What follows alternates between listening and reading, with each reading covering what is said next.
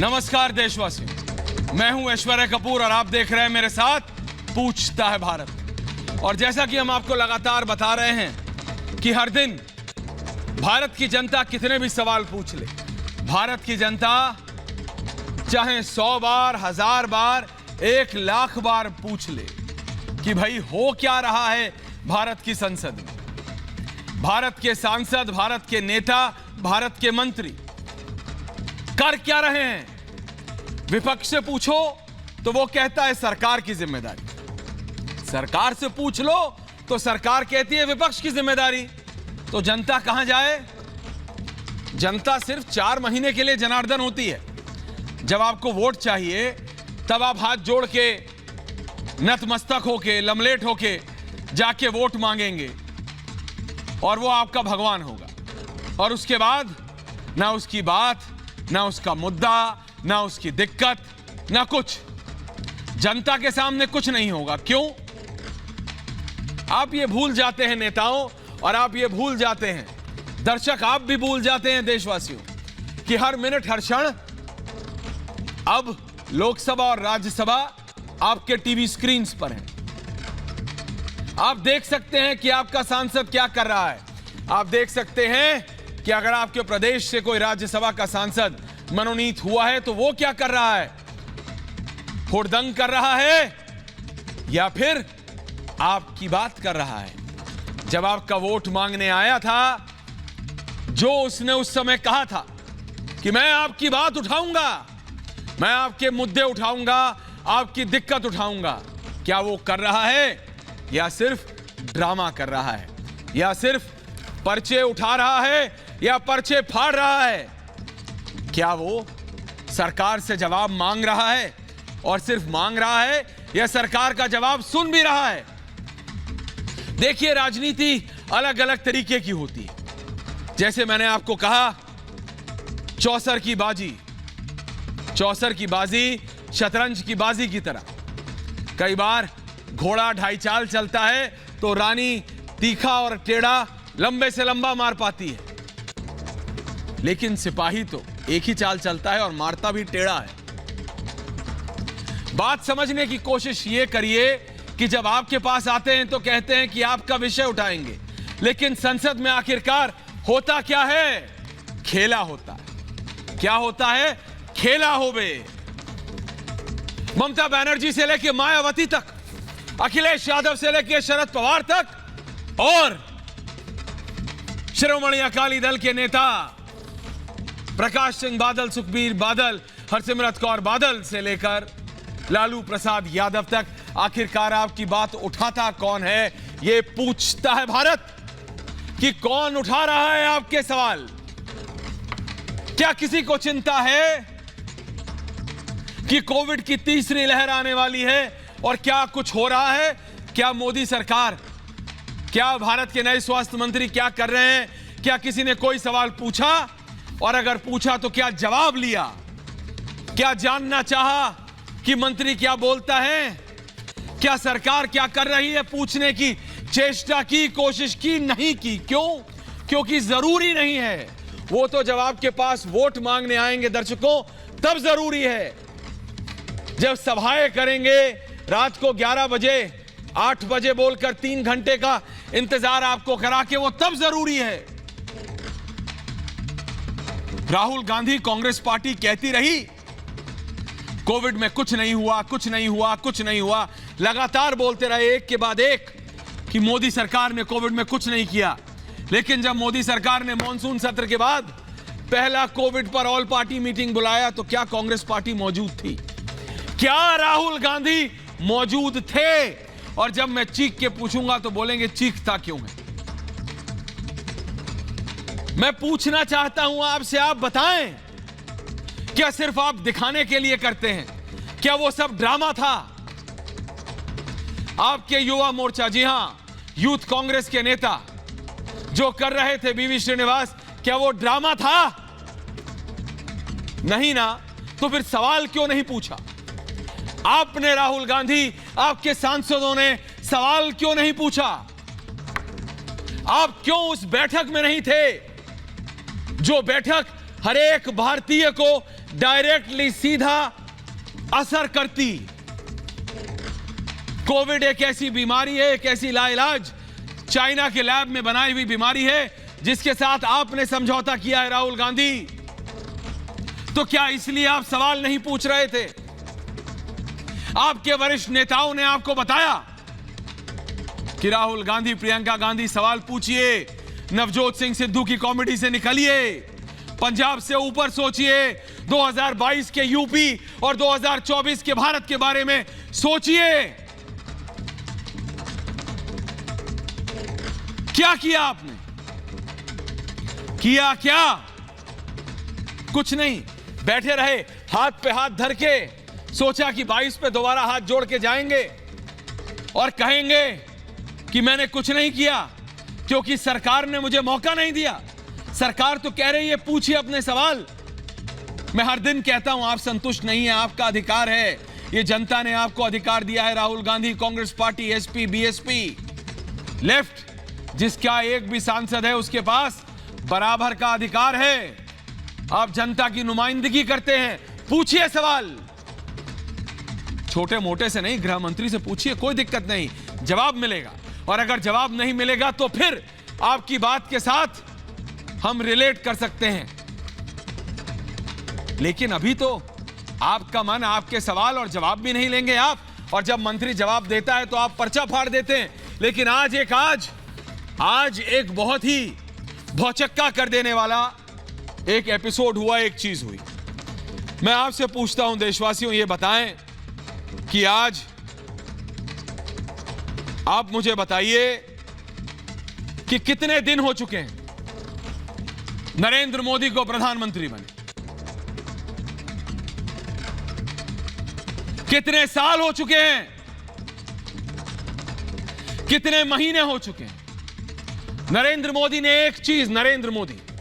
ने अगर एक चीज कही थी 2014 में प्रधानमंत्री बनने से पहले, नरेंद्र मोदी, डायरेक्टर साहब, नरेंद्र मोदी, तो क्या कहा था उन्होंने कहा था जब 26 मई 2014 को माफ कीजिएगा, 24 तो आने वाला है, 10 साल पहले 14 जब शपथ ली थी तो क्या कहा था कि मैं करप्शन के खिलाफ, जो लोग करप्शन करते हैं, जो लोग इल्लीगल काम करते हैं, जो लोग जनता का पैसा हजम करने की कोशिश करते हैं,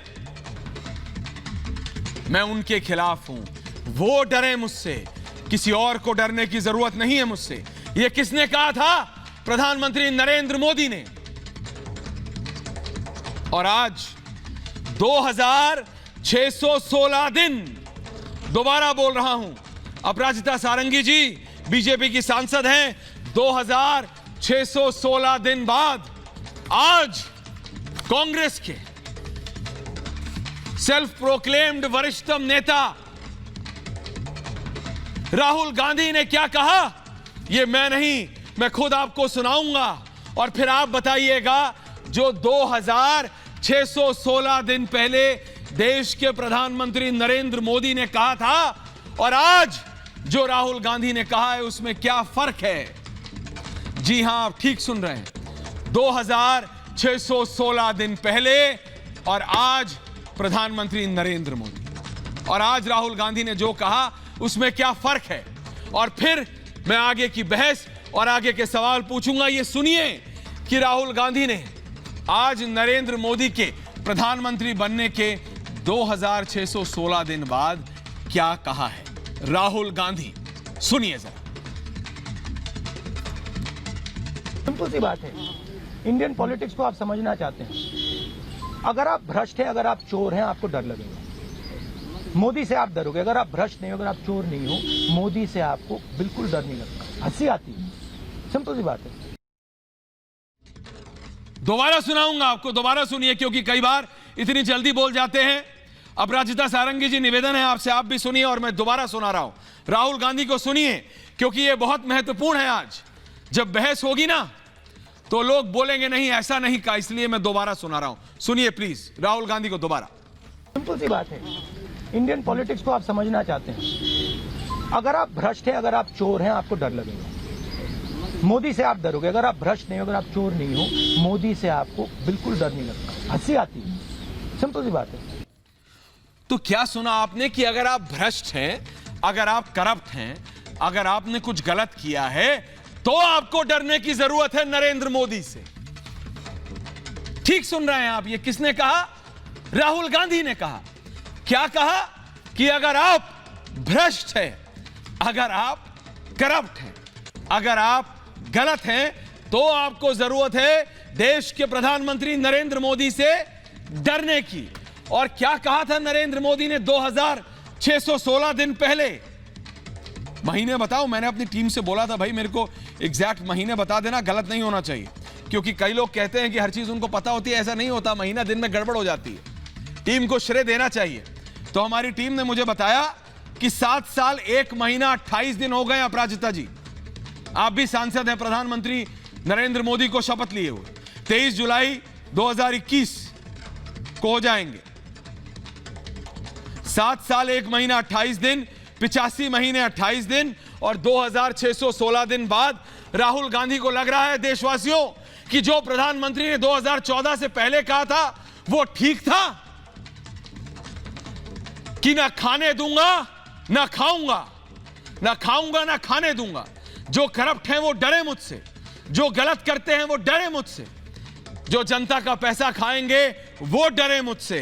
तो आज कोई और नहीं। और सोनिया गांधी जी, अगर आप चाहती हैं कि राहुल गांधी कांग्रेस की कमान संभालें तो आपको सच में पर्सनल ट्यूशन देने की जरूरत है मैम। राहुल गांधी 2616 दिन बाद राहुल गांधी उस पे मोहर लगा रहे हैं जो प्रधानमंत्री ने कहा था 2014 से पहले। ये कैसी राजनीति? आप बोलते हैं मोदी गलत है, आप बोलते हैं मोदी ने ये गलत किया, आप कहते हैं मोदी ने ये काम गलत किया, आप कहते हैं मोदी का हर एक डिसीजन गलत है, और फिर 2500 से ज्यादा दिन बाद आप कहते हैं कि मोदी से तो वही डरता है जो करप्ट है। तो जनता को आप क्या कहना चाह रहे हैं कि प्रधानमंत्री मोदी सही है? प्रधानमंत्री ने जो 2014 से पहले कहा था वो ठीक था, तो मान लीजिए। तो कहिए राहुल गांधी कि आपकी पार्टी के जो लोग करप्ट हैं वो डरते हैं मोदी से। कहिए कि कांग्रेस या फिर किसी भी और पार्टी के वो लोग वो डरते हैं जो करप्ट हैं, जो गलत काम करते हैं। मैं सीधा डिबेट पे जा रहा हूं अब। अपराजिता जी, आप तो खुद सांसद, आप मुझे बताइए। अपराजिता सारंगी जी, गजेंद्र सिंह सांखला, मोहम्मद तौसीफ रहमान, अतुल सक्सेना समाजवादी पार्टी के हैं। एक एक करके जा रहा हूं। अतुल सक्सेना जी और अपराजिता सारंगी के पास। अतुल सक्सेना और अपराजिता सारंगी, एक एक आदमी के पास जा रहा हूं और फिर सबके पास आऊंगा। सांखला साहब, अभिषेक विनय सिंह, सबके पास। अपराजिता जी, जो 2500 से ज्यादा दिन पहले प्रधानमंत्री ने कहा था न खाऊंगा ना खाने दूंगा, वो बात कोई और कांग्रेस का नेता नहीं, कोई जिला अध्यक्ष नहीं, कोई बूथ स्तर का नेता नहीं, राहुल गांधी पूर्व राष्ट्रीय अध्यक्ष और जो दोबारा अध्यक्ष बनने का सपना ले रहे हैं, वो कह रहे हैं कि वही लोग डरते हैं अपराजिता सारंगी जी जो करप्ट हैं, जो गलत हैं। अब इसके आगे मैं क्या बोलूं और बीजेपी क्या बोलेगी मुझे नहीं समझ आता। आपके तो सबसे बड़े ब्रांड एम्बेसडर राहुल गांधी मुझे लग रहा है। सांसद महोदया, आप सबको मेरा नमस्कार। आप मुस्कुरा रही हैं, आपको मजा आ रहा है। दिल से शुक्रिया अदा करना चाहूंगी राहुल गांधी जी का। भारतवासियों के दिल में जो बात है उन्होंने बड़ी खूबी के साथ पूरे देश के समक्ष रख दिया। 2616 दिन पहले जब प्रधानमंत्री जी ने कहा था न खाऊंगा न खाने दूंगा, उस समय बहुत लोगों को इस बात पर विश्वास नहीं हुआ था। इसके बाद 7 साल अथक परिश्रम हुआ, सबको लेकर हर दिशा में, हर क्षेत्र में विकास के लिए काम किया गया। और आज देखिए खौफ पैदा हुई, और किसके मन में खौफ पैदा हुई? जो चोर हैं, जो भ्रष्ट हैं, जो गलत हैं, उनके मन में मोदी जी के नाम का खौफ पैदा हुआ। और ये किसने कहा? मैंने नहीं कहा, भारतीय जनता पार्टी के किसी कर्मी ने नहीं कहा, कि एनडीए अलायंस वालों ने नहीं कहा। खुद राहुल गांधी जी ने कहा, जो दिन रात निंदा करना जानते हैं। और किसकी निंदा? प्रधानमंत्री जी की निंदा। लेकिन देखिए, ऐसी बात है कि कभी कभी सच मुंह में चला आता है, और ये जो सच है, ये आज देश का सबसे बड़ा सच है। हमारे प्रधानमंत्री जी दिन रात, मैं अगर कहूं कि ऐसे प्रधानमंत्री कभी न मिले थे, न मिलेंगे। अटल बिहारी वाजपेयी जी के बारे में बहुत सुना था, उनसे प्रेरणा लेकर आज हमारे प्रधानमंत्री श्री नरेंद्र मोदी सबको साथ लेकर बलिष्ठ नेतृत्व देश को दे रहे हैं, और आज राहुल गांधी जी ने इसे स्वीकार किया है। मुझे लगता है कि अब इसके बाद कुछ कहने को नहीं रहा। बस एक ही गुजारिश है, एक ही गुजारिश है। मैं सांसद हूं, बंधुगण, संसद को चलने दीजिए। देश आपको देख रहा है। हर एक मिनट 2.5 लाख रुपए पब्लिक एक्सचेकर से हम गंवा रहे हैं, तो ऐसा ना करें। लोकप्रियता बहुत कम हो गई है देश में कांग्रेस की, और लोकप्रियता में ह्रास ना आए, इसलिए संसद को चलने दीजिए। मुद्दा विहीन राजनीति ना करें। हम चाहते हैं आप तीखे प्रश्न पूछें, धारदार प्रश्न पूछें। हमारे प्रधानमंत्री जी ने 18 जुलाई को यह बात कही।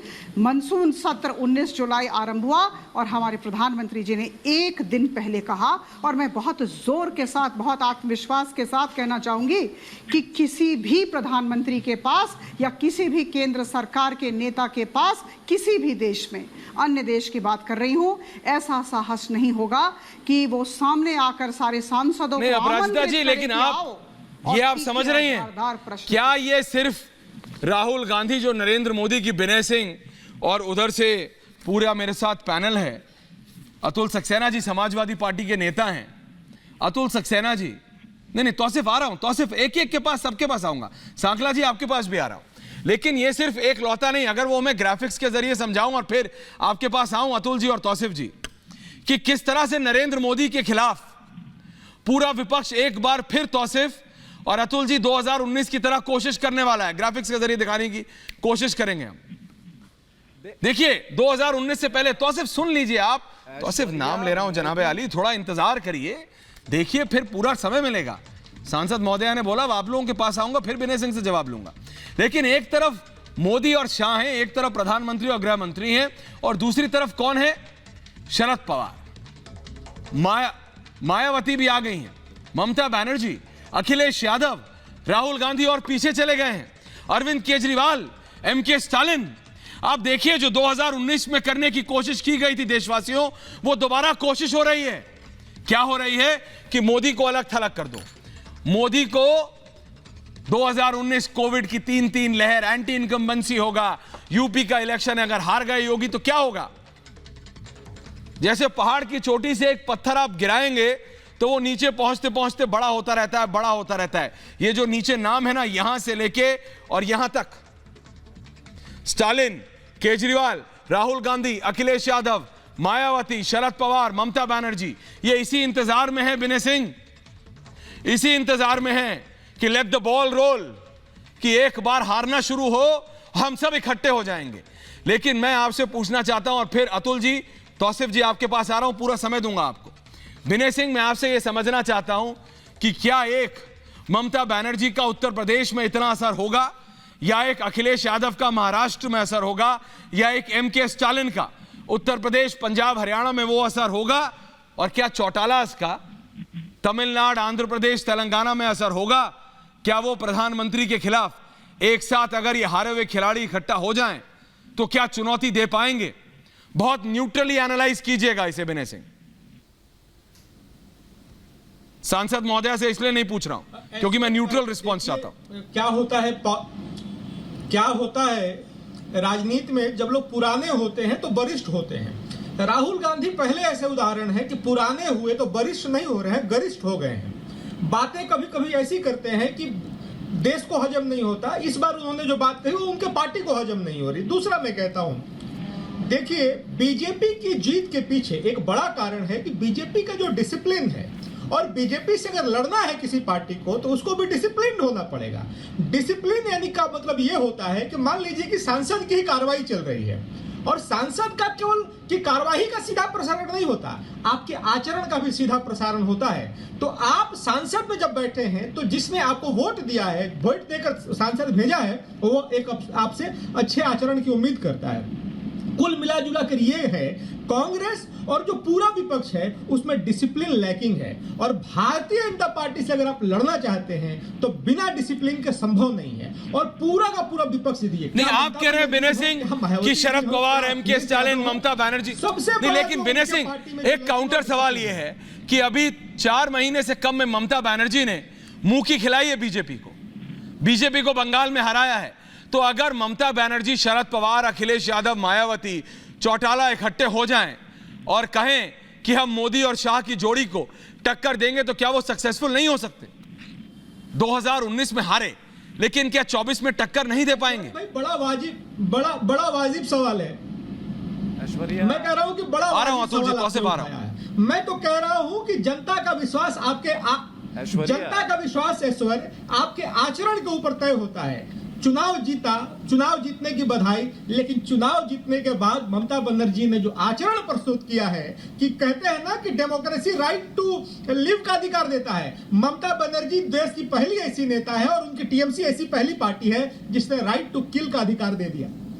तो मैं बार बार कह रहा हूं कि आपका आचरण आपके सपोर्ट को तय करेगा कि कितना आपको सपोर्ट मिलता है। और आपने जो आचरण अपना प्रस्तुत किया है राज्य में सत्ता के नाते या विपक्ष के नाते या जो पार्लियामेंट में आप कर रहे हैं, ये आचरण आपको महंगा पड़ने वाला है अगले चुनाव में। जनता का विश्वास आप हर क्षण हर पल खो रहे हैं। और बार बार मैं कहता हूं, जिस राहुल गांधी का आप कह रहे हैं साहब, वो वरिष्ठ नेता नहीं हो, गरिष्ठ हो गए हैं।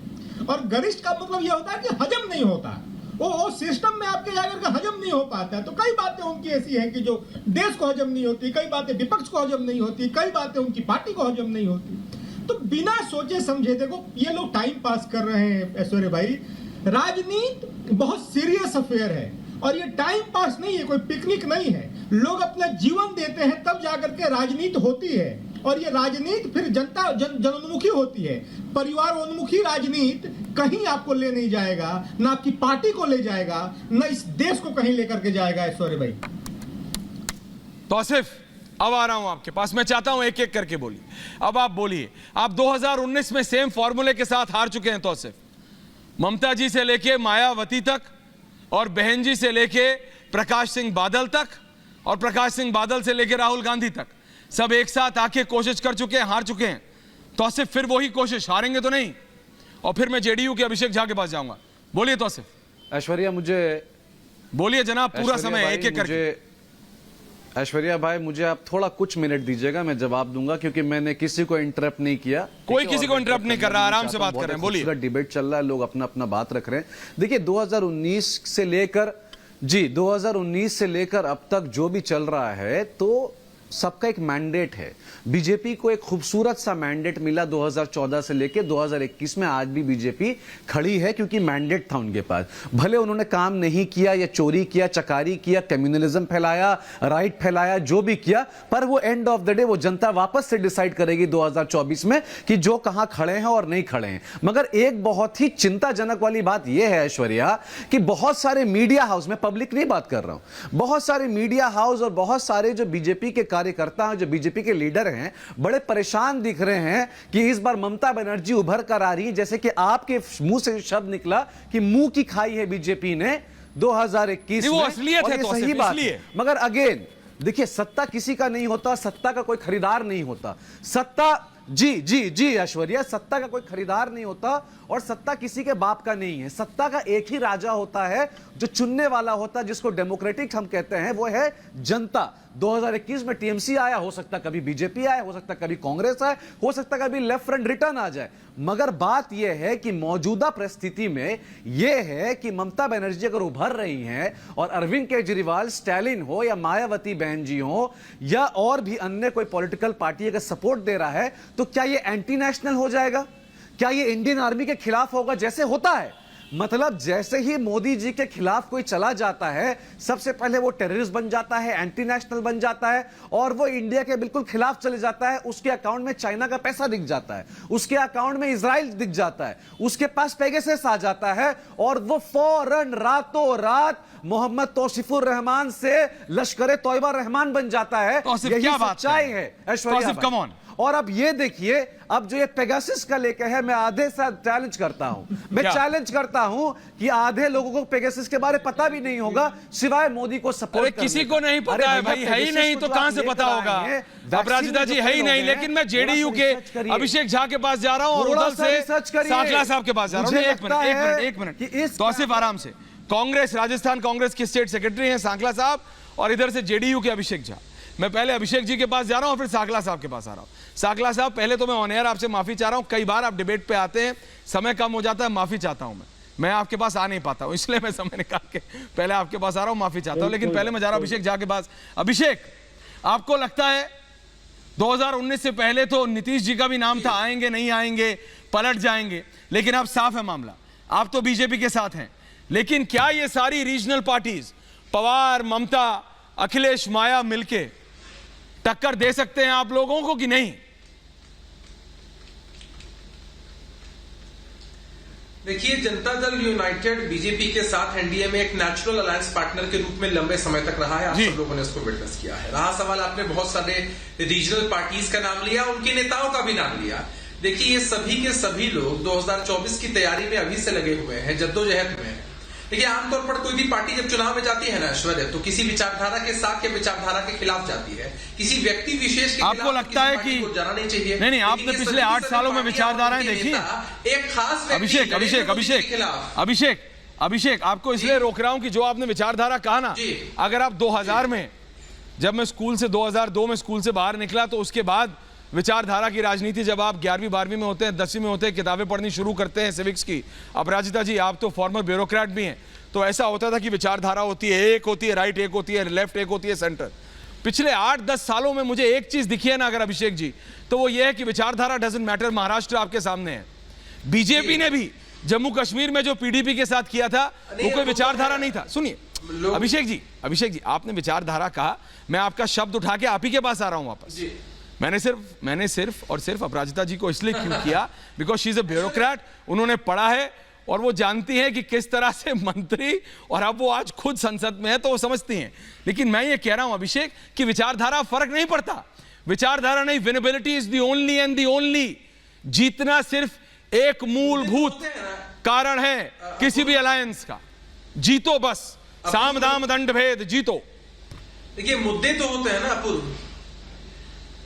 ऐश्वर्या, मुद्दे तो होते हैं ना। आमतौर पर पार्टियां जब चुनाव में जाती हैं तो मुद्दों को लेकर जाती है ना चुनाव में, किसी व्यक्ति विशेष के खिलाफ तो नहीं जाती हैं। लेकिन ये जितने राजनीतिक दल हैं, ये लोग अपना राजनीतिक अस्तित्व बचाने के लिए मोदी जी के खिलाफ, सिर्फ उनके खिलाफ बातें करके जाना चाहते हैं। देखिए, इन सबका एक अजीब सा गठबंधन है कि चुनाव से बहुत लंबे समय पहले ये लोग आपस में मिल रहे हैं, स्ट्रेटजीज तय कर रहे हैं, मीडिया में खबरें आ रही हैं। लेकिन मैं आपके माध्यम से भी इन लोगों को स्पष्ट कर देना चाहता हूं, आश्वस्त कर देना चाहता हूं, देखिए, आप कितने भी हथकंडे अपना लें, आप कितनी भी भ्रामक बातें कर लें, कुछ भी कर लें, लेकिन फिर से जनता का मैंडेट एनडीए को ही मिलेगा। और सांकला साहब और अपराजिता जी, आप देख लीजिए, अतुल जी आ रहा हूं उसके बाद। सांकला साहब कांग्रेस के नेता हैं, सांकला साहब और अपराजिता जी। जी, सांकला साहब को पहले मैं मौका दे रहा हूं। सांकला साहब, आपको लगता है आप सब इकट्ठे हो जाएंगे?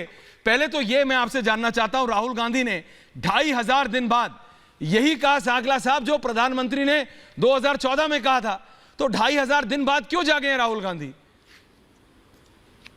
राहुल गांधी जी 2500 दिन बाद नहीं जागे हैं।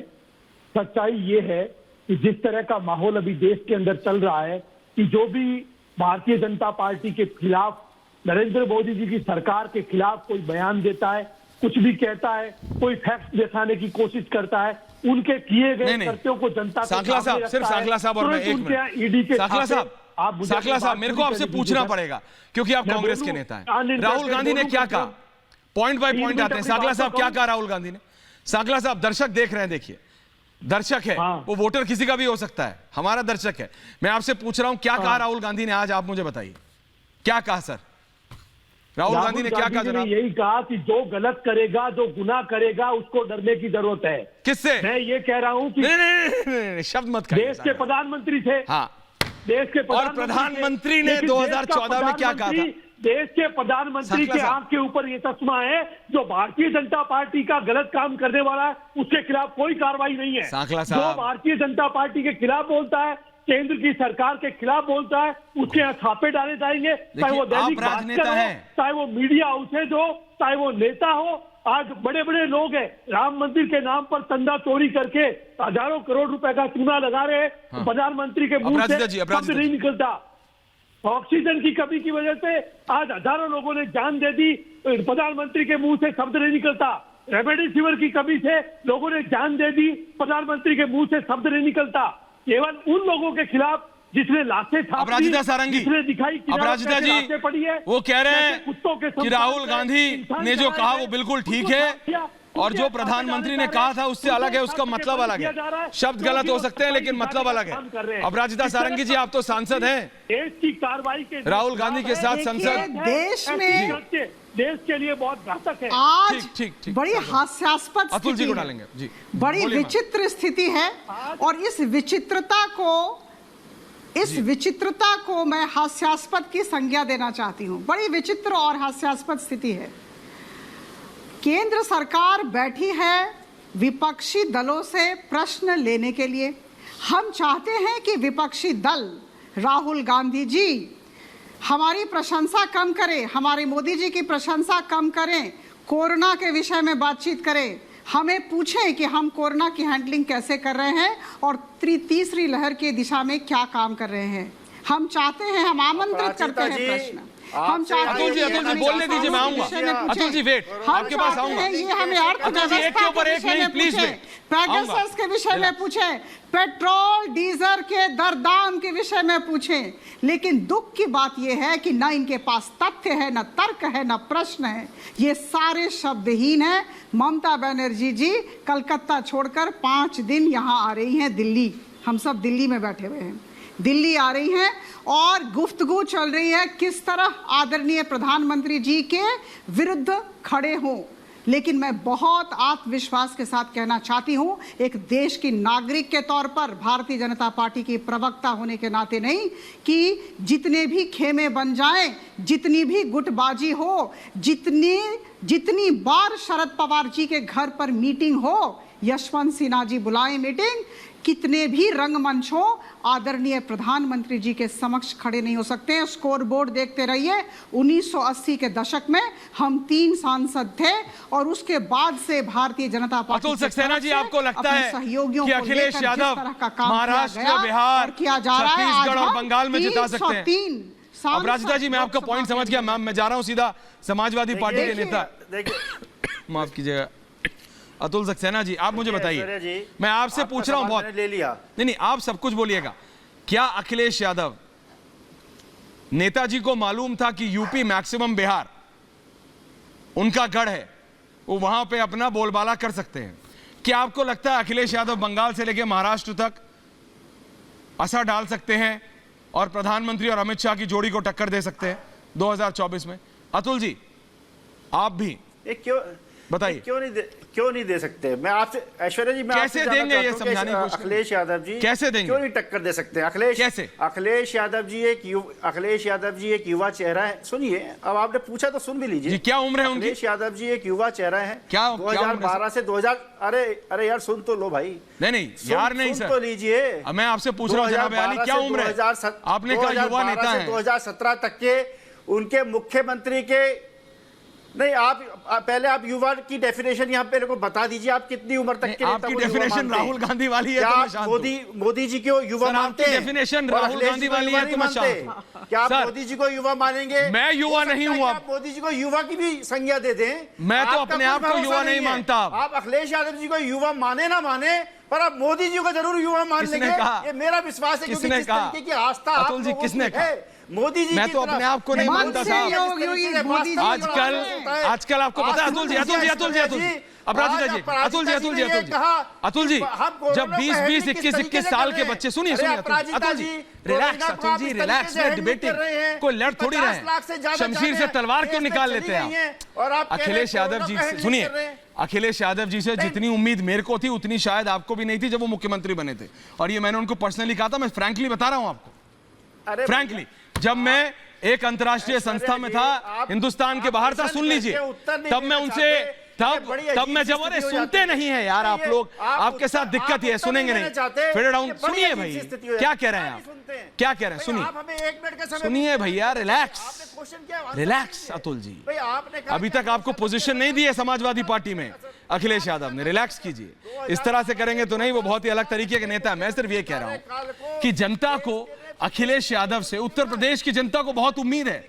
मैं आज भी कहता हूं, आपको पता है आप बोलते रहेंगे लगातार, मैं फेडर डाउन कर दूं आपका, सुन नहीं रहे हैं क्या? अरे आपकी गौरव भाटिया से पर्सनल फाइट है, मेरे से थोड़ी है, मेरे से क्यों लड़ रहे हैं आप? रिलैक्स कीजिए, रिलैक्स अतुल जी, मैं ये कह रहा हूं अतुल जी रिलैक्स, मैं ये कह रहा हूं अखिलेश यादव को उत्तर प्रदेश की जनता चाहती है। मैं आज भी कहता हूं, और जब मैं बोलता हूं ना कि अगर योगी आदित्यनाथ को कोई चैलेंज दे सकता है अपराजिता जी, तो मैं बहुत फ्रैंकली बोलता हूं, समाजवादी पार्टी के कैंडिडेट्स आज की तारीख में बहुत स्ट्रांग है और सबसे ज्यादा स्ट्रांग है, लेकिन उसके लिए समाजवादी पार्टी को आना पड़ेगा बाहर। वो अब बस लेके निकले हैं, उन्नाव में थे, अब लखनऊ पहुंचे हैं वापस। लेकिन मैं ये जानना चाहता हूं कि क्या अखिलेश यादव को यूपी में कॉन्सेंट्रेट करना चाहिए ज्यादा, ममता बनर्जी को बंगाल में, शरद पवार को महाराष्ट्र में, या फिर ये सब आके एक साथ प्रधानमंत्री मोदी और अमित शाह को हरा सकते हैं? अतुल जी, मैं आपसे जानना चाहता हूं, एज अ सोशल वर्कर, आप तो सोशल काम भी करते हैं, प्लीज समझाइए मेरे को कैसे। जी मैं समझाता हूं। देखिए ऐश्वर्या जी, क्या है, मोदी जी किस ग्राउंड पे ये ख्वाब देख रहे हैं? जैसे कि अभी अपराजिता जी ने कहा कि हम कोरोना को विचित्र तरीके से जो है बड़े अच्छे से हैंडलिंग कर रहे हैं। अपराजिता जी, 50 लाख से ज्यादा मौतें हो चुकी है कोरोना से। फिर मोदी जी ये ख्वाब देखते हैं, भाई 2014 में जब वो सरकार में उन्होंने बनाई तो वो संकल्प पत्र लेके आए कि 15-15 लाख हम खाते में डाल देंगे, हर साल 2-2 करोड़ रुपए नौकरी दे देंगे। आप देखिए क्या उन्होंने ऐसा काम किया कि वो दोबारा वही घिसी पिटी बात क्यों कहते हैं? आज जनता जो आज विश्व के सबसे लोकप्रिय नेता हैं, विनय सिंह नजर नहीं आता है। आप लोग अपने स्वार्थ, देखिए आप लोग अपने स्वार्थ के लालच में आकर के कुछ भी विनय सिंह और तौसीफ रहते हैं। आप अतुल जी, विनय सिंह और तौसीफ मैं आपसे पूछ रहा हूं, देखिए अतुल, उससे पहले मैं विनय सिंह से समझना चाहता हूं। विनय जी, एक होती है राजनीति में एक नेता की पकड़, विपक्ष का एक नेता जिसकी नेशनल अपील हो, फारूक अब्दुल्ला से लेके एमके स्टालिन तक, अपने अपने राज्यों में, अपने अपने क्षेत्र में पकड़ है, इसको कोई नहीं दोहरा सकता। यूपी में अखिलेश यादव एक ऐसा चेहरा है जो टक्कर दे सकता है, महाराष्ट्र में शरद पवार से दिग्गज नेता कोई नहीं माना जाता, एमके स्टालिन तमिलनाडु में जीते हैं, ममता बनर्जी ने बीजेपी को हराया है, पूरी बीजेपी को बंगाल में। लेकिन क्या वो एक साथ आके एक नेशनल पर्सपेक्टिव, राष्ट्रीय स्तर पर प्रधानमंत्री और अमित शाह को हरा सकते हैं? मैं ये कह रहा हूं, जब आप बंगाली अस्मिता की नहीं, जब आप मराठा की नहीं, जब आप सिर्फ उत्तर प्रदेश की नहीं, भारत की बात करेंगे और भारत को आगे ले जाने की बात करेंगे, क्या उसमें ये सारे नेता फिट होते हैं? विनय सिंह, लेखक महोदय, समझाइए, और फिर मैं जा रहा हूं तौसीफ के पास, और फिर आ रहा हूं अपराजिता जी। ऐश्वर्य भाई, आपने जितने ऐसे घटकों के नाम लिए ना, जो अलग अलग पार्टियां हैं, कांग्रेस है, आम आदमी पार्टी, एक बात समझिए, मुझे ये असंभव से भी असंभव लगता है कि एक टीम के रूप में बनेंगे। टीम मतलब ये होता है कि मान लीजिए एक रथ है और 4 घोड़े उसको एक टीम की तरह खींच रहे हैं। ये ऐसा रथ बनेगा जिसमें 36 घोड़े हैं और 36 घोड़े 36 दिशा में उस पूरे रथ को खींचेंगे। उस रथ का क्या हो जाएगा? चिथड़े चिथड़े उड़ जाएंगे। ये सारे एक से एक इगोइस्ट लोग हैं, इनकी अपनी महत्वाकांक्षा इतनी भारी है कि एक दूसरे से साथ होने का ड्रामा तो कर सकते हैं, वो ड्रामा एक लिमिटेड समय के लिए चल सकता है, लेकिन ये 2 दिन भी चल जाए ऐश्वर्य भाई तो उसका गनीमत मानिए। मैं पिछले विधानसभा चुनाव का आपको उदाहरण देता हूं। राहुल गांधी और अखिलेश यादव ये साथ आए थे ना, ये मित्रता कितने दिन चली? दोनों माथा पीट रहे थे और अफसोस कर रहे थे कि एक दूसरे के साथ नहीं जाना था। तो उस टाइम बिंग के लिए ऐसी लगी कि जय बीरू की जोड़ी है, और साहब उसके बाद एकदम गब्बर सिंह और जय बीरू वाला झगड़ा आपका शुरू हो जाता है। अरे जय बीरू है तो पूरे समय तक जय बीरू बने रहिए। तौसीफ बताइए, बोल रहा हूं तौसीफ और अपराजिता जी, अभिषेक झा आ रहा हूं। तौसीफ और इस नहीं देखिए, साकला साहब आ रहा हूं, एक मिनट। नहीं तो विनय सर, नहीं विनय भाई कुछ कह रहे, मैं सुन रहा हूं, हाँ। इंटरप्ट नहीं कर रहा हूं बस। नहीं हो गया, बोलिए तौसीफ, सुनी मैंने उनकी बात। अब मैं सबके एंडिंग कमेंट्स ले रहा हूं। कई बार क्या होता है ऐश्वर्या भाई, लोग जी कई बार क्या होता है ऐश्वर्या भाई, ऐसा है कि लोग जब किसी का साइड लेते हैं, लोग जब किसी के पक्ष में रहकर बात करते हैं, तो वो इतना इंक्लाइंड हो जाते हैं, उनकी जो मानसिक संतुलन होती है वो उनके तरफ इतना इंक्लाइंड हो जाता है कि वो और किसी के पक्ष में बात ही नहीं कर सकते। ये देखिए, पहले हम लोग भी बहुत इमेच्योर थे, छोटे थे, आज रिपब्लिक में 3 से 4 साल हो गया है डिबेट करते करते। पहले मैं भी बहुत उत्तेजित हो जाता था और कई गलत शब्द कह जाता था, अब जाके सीखा हूं बहुत चीज। तो मैं भी यही विनय भाई से ये रिक्वेस्ट करता हूं कि जब वो किसी को सपोर्ट करे तो आंख और कान खोलकर सपोर्ट करे। देखिए कि जैसे आपने कितनी खूबसूरती से कहा कि एक बंगाली कैंप से बाहर निकलिए, एक मराठी कैंप से बाहर निकलिए और बात हिंदुस्तान की करिए, तो बात बिल्कुल स्पष्ट है कि अगर ममता बनर्जी या अखिलेश या शरद पवार जी या स्टालिन जी जब अगर साथ आ जाएंगे एक खेमे के अंदर, तो वो खेमा कोई मराठी, बंगाली और साउथ का कोई खेमा नहीं होगा, वो एक हिंदुस्तानी। अपराजिता जी सच सच बताइए, और उनको क्या आपकी सरकार में डर है? क्या आपकी सरकार और ज्यादा इसके हिसाब से अगर आपकी पार्टी तैयारी कर रही है? तौसीफ की मैं बात समझ रहा हूं। तौसीफ कह रहे हैं जब ये सारे अपने अपने एरिया के धुरंधर एक साथ आ जाएंगे तो एक ऐसा क्लैन बन जाएगा जो मोदी और शाह को टक्कर दे सकता है। 2019 और 14 में भी कोशिश हुई थी, हरा दिया था नरेंद्र मोदी ने, लेकिन क्या 24 में एक बार फिर तीसरी बार जब ये कोशिश करेंगे तो क्या प्रधानमंत्री हरा पाएंगे इनको? इंसान है। अपराजिता जी बताएं। देखिए, जब हम सब बच्चे थे तो हमें एक खिलौना दिया जाता था, क्या? बंदूक हुआ करता था, और उस बंदूक से हम हवा में फायरिंग करते थे। तो अभी मुझे लगता है जितने भी विपक्षी दल हैं ये अपने अपने तरीके से बंदूक से हवा में फायरिंग कर रहे हैं, और इस फायरिंग का कोई न अर्थ है, न कोई उपलब्धि होती है, न कोई लक्ष्य है, और उस लक्ष्य को भेदने की चेष्टा की जा रही है। लेकिन मुझे लगता है असफलता ही असफलता है। मानती हूं कि अपने अपने क्षेत्र के ये सारे धुरंधर हैं, सशक्त बने, सुदृढ़ बने, लेकिन बात ये है, प्रश्न मेरा छोटा सा है, पूरे Tauseef relax, Tauseef don't do this, Tauseef ये नहीं, तौसीफ ये नहीं, तौसीफ हेकलिंग नहीं, तौसीफ रिलैक्स, तौसीफ रिलैक्स, एक चेहरा, तौसीफ प्लीज रिलैक्स, तौसीफ। 5, 6, 7 नेतागण हैं, सारे लोग अपने अपने क्षेत्र का प्रतिनिधित्व करते हैं, लेकिन देश का प्रतिनिधित्व करने वाला एक चेहरा कौन है, बस यही हम सब जानना चाहते हैं। और जहां तक भारतीय जनता कोई मानेगा नहीं। अपराजिता जी, विनय सिंह, अभिषेक झा, क्या अभिषेक झा जेडीयू के हैं? क्या कह सकते हैं कि 2014 में नीतीश कुमार नहीं बनना चाहते थे प्रधानमंत्री? ऐसे ही क्या साकला साहब आप कह सकते हैं राहुल गांधी नहीं बनना चाहते? अब तो प्रियंका गांधी का भी नाम है। क्या मायावती नहीं बनना चाहती? क्या अखिलेश यादव नहीं बनना चाहते? क्या ममता बनर्जी नहीं बनना चाहती? क्या पवार साहब मना कर सकते हैं? और अगर खुद मना करेंगे तो क्या वो सुप्रिया सुले या फिर प्रफुल्ल पटेल के लिए एक बड़ा जगह नहीं मांगेंगे? तो ये ऐसे लोग हैं जिनके अपने पर्सनल एम्बिशन इतने स्ट्रांग हैं।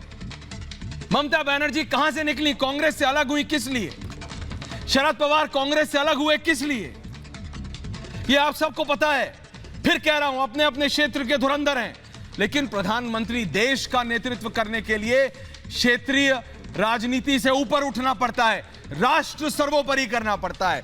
और उसमें क्या ये सारे एक साथ आके प्रधानमंत्री नरेंद्र मोदी और अमित शाह को टक्कर दे सकते हैं? ये एक देखने वाला सवाल है, सोचने वाला है। और इस पे डिबेट ये नहीं कि आज करके बंद कर दी, करनी पड़ेगी हर थोड़े थोड़े दिन में, समझना पड़ेगा क्या डेवलपमेंट्स हो रहे हैं, और लेके आएंगे हम आपके पास सबसे पहले ब्रेकिंग न्यूज जैसे ही होगी इस बारे में। बहुत बहुत धन्यवाद आप सबका। नाम पूछता है भारत में।